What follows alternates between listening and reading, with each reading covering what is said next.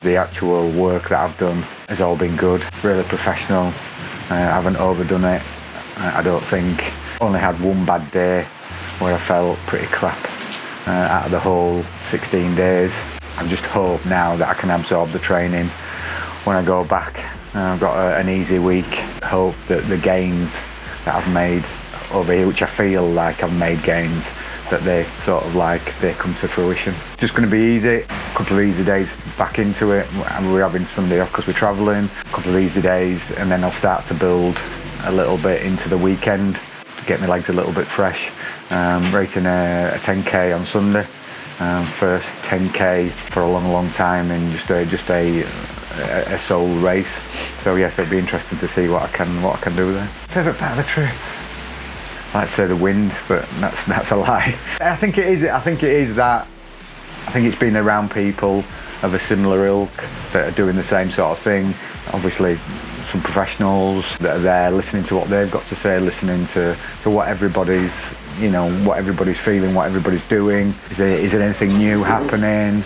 I think I've learned quite a few things about how I'm training, how to improve that training, so I absorb it as I'm training, not just wait for the rest week. I've learned quite a few things on the bike,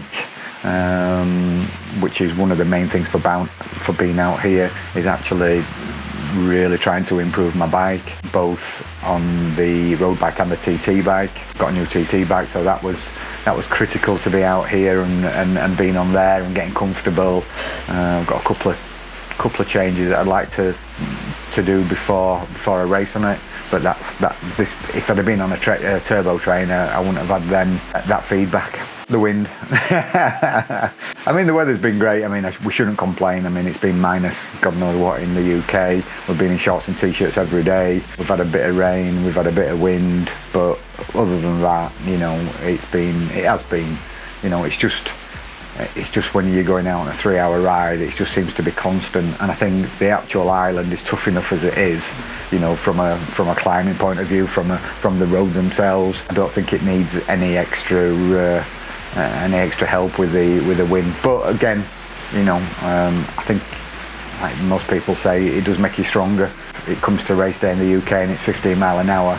I think that's quite easy since I've rode in 20 mile an hour winds every single day for the last 16 days. I think it's just disappointing on the weather, because you expect it to be a little bit nicer, but other than that, yeah, everything's been great. The hotel's been great, the food's been great, the company's been great. I've really enjoyed it. There's only the weather that's really put a slight dampener on it, but I think now we're coming to an end. I think it'll actually benefit. I think I've been running and riding 16, 17 hours, I think, and then I've been doing 3 hours strength and conditioning every week for 2 weeks while we've been here. So yeah, so it's going to be in the sort of early 20s from an actual from an actual activity point of view. The other thing I've been really pleased about is I've been getting rest and recovery as well at the same time.